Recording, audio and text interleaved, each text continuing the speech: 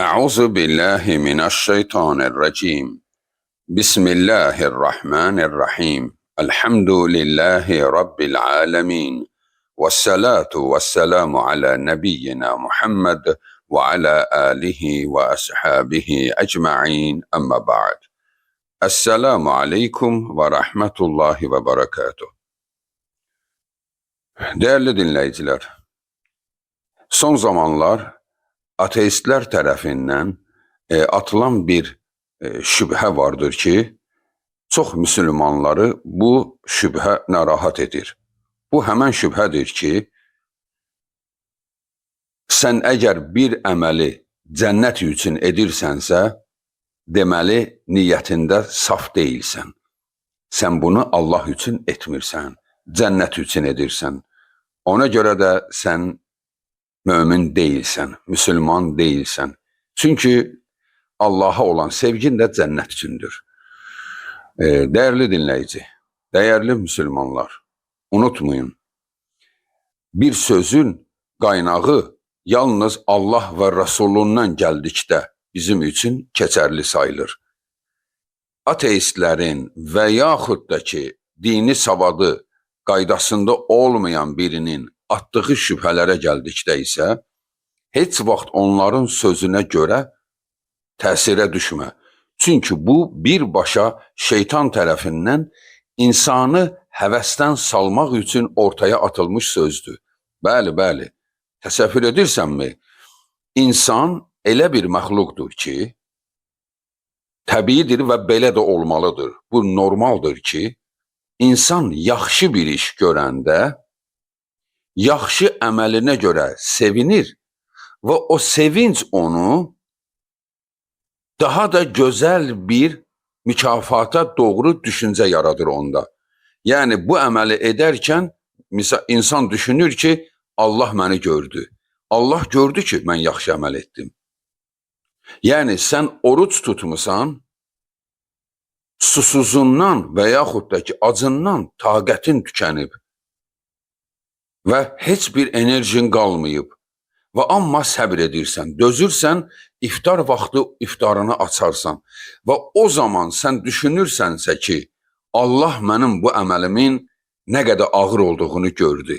İnanıram ki, o mənə cənnətində səlsəbil bulaqlarından su içdirəcək. O mənə cənnət heyvanlarının kababından yedizdirəcək və mən onu Allahın rəsulları ilə, sıddıqlarla, şəhidlərlə birlikdə Allahın cənnətində olacağım. Düşüncəsi səndə yaranması bu təbii bir prosesdir. Təbii. Yoxsa insan namaz qılır və hiss edir ki, bu namaza görə mən cəhənnəmdə yanıram. Belə ibadət olar. Amma onlar deyir ki, belə olmalıdır. Sən qətiyyən cənnəti düşünməməlisən. Bax, bunu deməklə əslində güya ki, onlar təmiz niyyətlidirlər. Amma onlar ibadət edənlərin ibadətini əllərindən alır. Çünki heç vaxt belə ola bilməz ki, insan yaxşı əməli edə desin ki, mən cəhənnəmdə yanıram. İnsan yaxşı əməli edə özünü cənnətdə təsəvvür edə daha da əməlləri gözəlləşir, daha da irəli addım atır və ən yüksək olana doğru gedir. Çünki cənnət dediyimiz bütün möminlərin eyni yerdə olacağı cənnət demək deyil. Cənnətin 8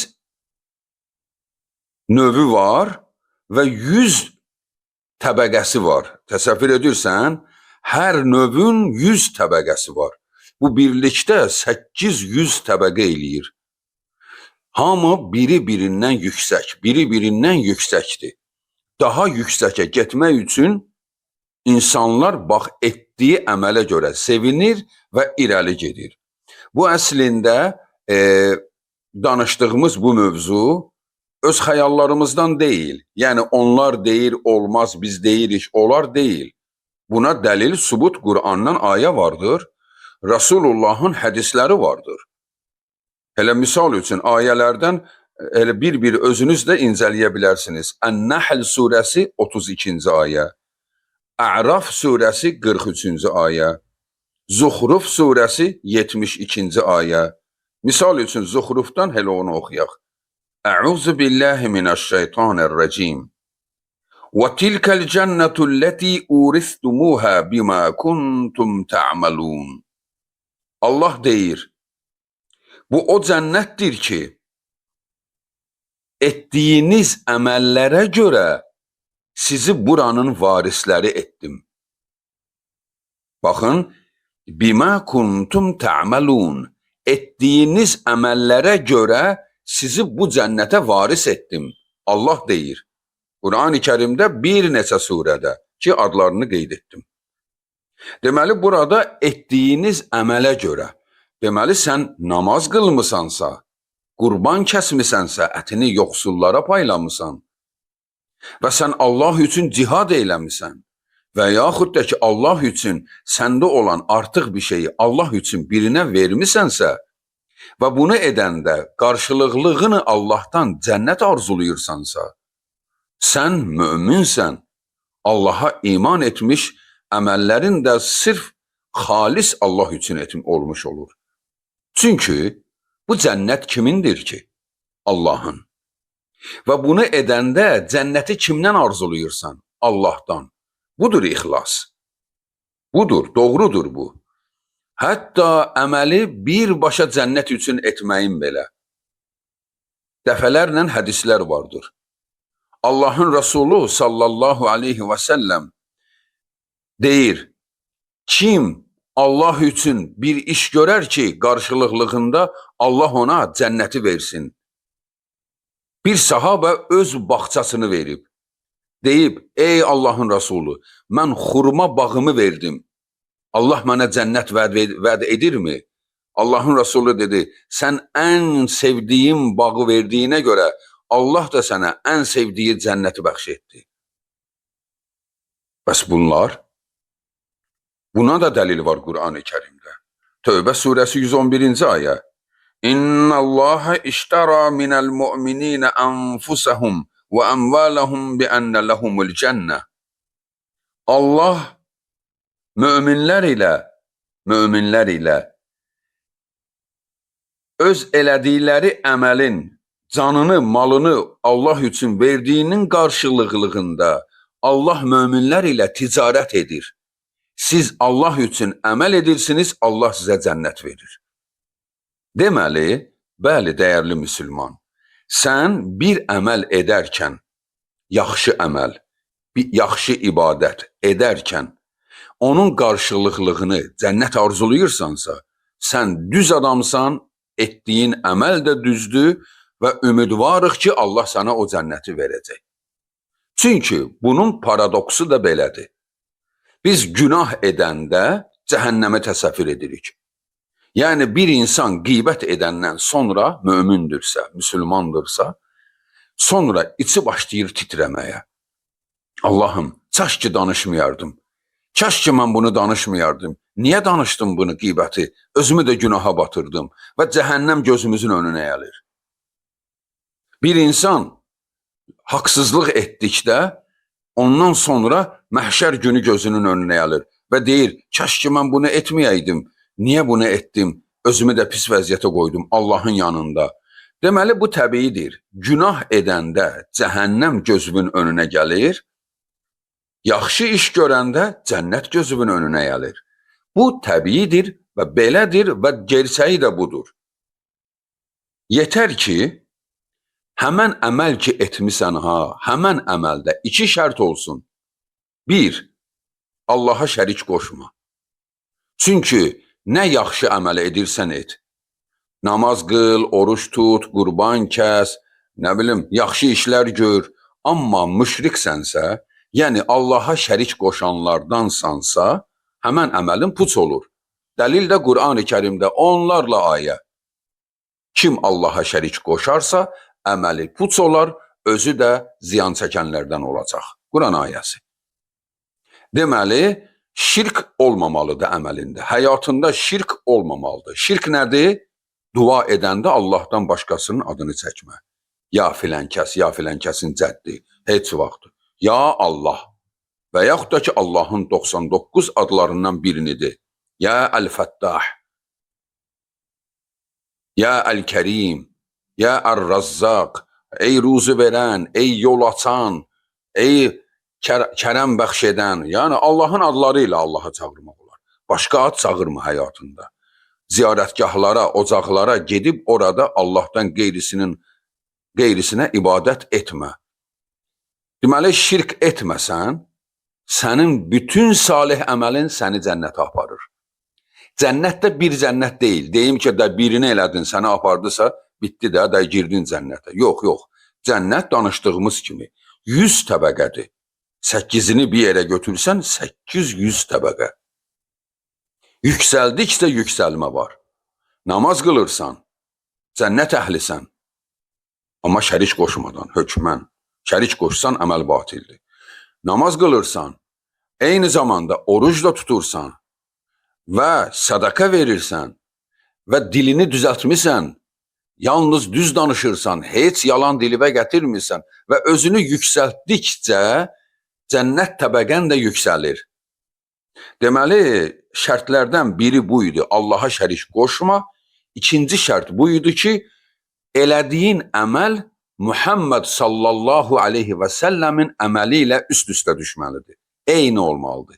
Onun əməlinə uyğun olmasa, misal üçün, namaz qılırsan, Peyğəmbər kimi deyil. Nə bilim, biri əlini böyründə salladır, biri qarşısına torpaq parçası qoyur. Yəni, Peyğəmbərin belə namazı yoxdur. Yəni, buna heç şübhə belə yoxdur. Buna şübhə edən insan cahildir. Peyğəmbərin namazının qaydası aydındır. Çünki Allahın Rasulü evində gizlin ibadət etməyib.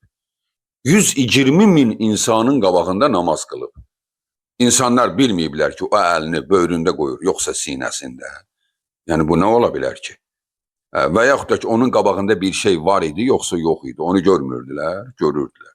Hətta Allahın Rasuluna deyiblər, daha doğrusu sahabələr deyir, bir dənə səcdə edəndə bilmirdi, gözünü açıq qoyur, yoxsa yox.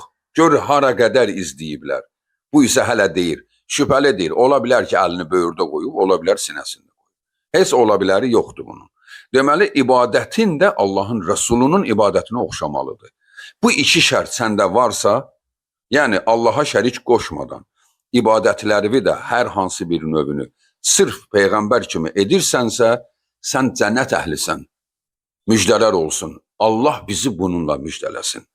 Dəyərli insanlar, dinsiz insanların, ateist insanların sözləri ilə öz əməlinə şübhə etmə.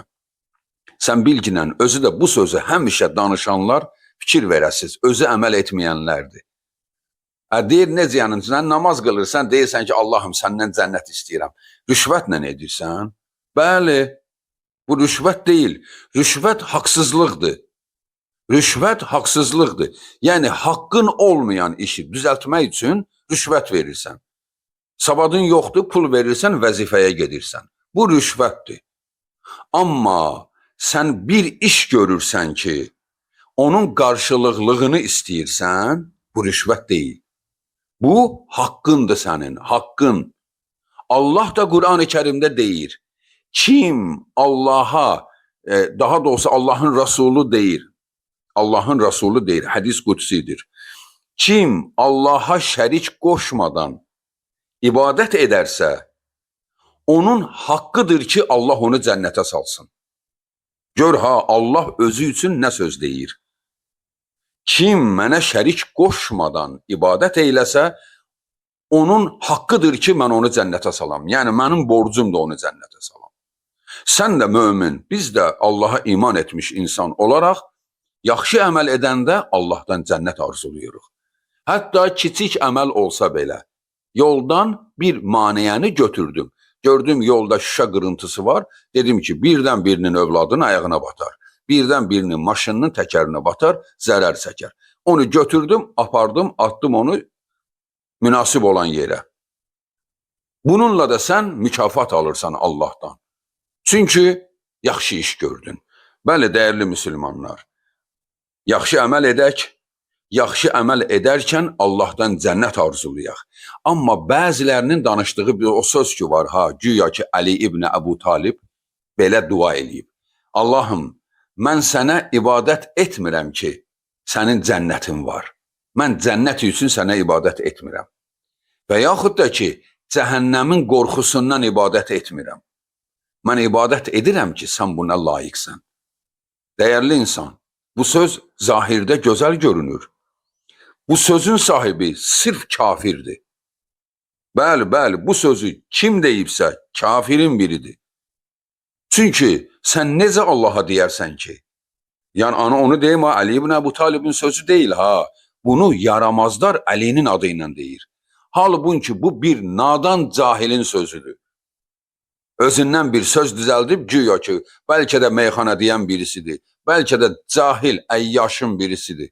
Bu sözü deyib, amma bu söz bəzi nadanların xoşuna gəlib. Nə gözəl sözdür. Mən sənin cəhənnəmindən qorxmuram. Deməli, cəhənnəmdən qorxmayan kimdir? Cəhənnəmdən qorxusundan deyil, sən ibadətə layiqsən, ibadət edirəm. Haradan bildi ki, ləyaqəti? Onun Allahın ibadətə layiq olduğunu məgər Allah bizə kitabında bildirməyibmi? Elə həmən kitab da bizə deyir ki, elədiyiz əməllərə görə cənnətə, elədiyin əməllərə görə cəhənnəmə gedəcəksən. Sən cəhənnəmdə nə işin var idi? Zina etdin, getdin cəhənnəmə də. Allaha şərik qoşdun, cəhənnəmə getdin də. Deməli, bunları etməsəydin, cənnətə gedəcəkdin. Deməli, əməllər səbəbdir. Amma bu sözlər isə yanlış sözlərdir. Sənin cənnətin eşqindən ibadət etmirəm. Cənnət deyəndə sahabələr göz yaşları tökürdü. Allahın Rəsulü Allahdan cənnət arzulayanda az qala ürəyi gedirdi ki, Allahım məni cənnətinə sal, yalvarırdı. Amma bunlar deyir ki, yox, cənnət üçün deyil, Allah ibadətə layiqdir ona görə. Əlbəttə Allah ibadətə layiqdir. Əlbəttə ki, o layiqdir, biz ona ibadət edirik. Amma həmən ibadət üçün Allahdan cənnət arzulamaq, o əməli sırf elə cənnət üçün etməyin özü belə tövhiddir. Çünki bizə cənnətin barəsində xəbəri Allah verib. Bəli, dəyərli insanlar, bu söz yanlış sözdür. Ali ibn Əbu Talibin adından deyilən bu da iftiradır. Çünki Ali Allaha o sözü desəydi, Allah onu yerində qurudardı ki, mən sənin cəhənnəmindən qorxmuram. Cəhənnəmdən Cəbrail qorxur. Ora düşməyəcəyi halda. Cəhənnəmdən mələklər qorxur. Amma ki, nadan insan deyir ki, mən cəhənnəmin qorxusundan yox, mən gör ki, bu layiqli adamdır, gör ki, bu nə qədər zəkalı birisidir ki, bu insan düşünür ki, Allah buna layiqdir, mən edirəm. Elə düşünənlərin də heç biri ibadət etmir. Həmişə də bu sözləri ibadət etməyənlər danışır. Qəlbin təmiz olsun. Allah bilir, adam var cənnət üçün ibadət eləyir, mən isə Allahın layiq olduğunu bilirəm, danışır, özü isə keyflidir. Sən Allaha belə layiqətini bilirsən. Ona görə dəyərli insanlar, bu söz doğru sözdür.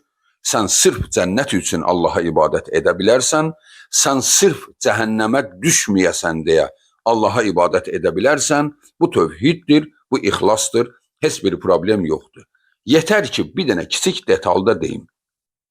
Sən bilginən ki, yəni bu əməl ki etdin ha, bu əməl səni cənnətə salmayacaq. Çünki bayaq danışdığımız kimi, bu əməli etmisən, Allaha şərik də qoşsan, deməli cəhənnəmə düşəcəksən. Deməli, bu əməl tək deyil. Bu əməlin yerində olması üçün şərtləri icra elə. Allaha şərik qoşmadan elədiyin əməl də Peyğəmbərin əməlinə oxşasın. Allah bizi buna müvəffəq eyləsin. Vəssalamu aleykum və rəhmətullahi və bərəkatuhu.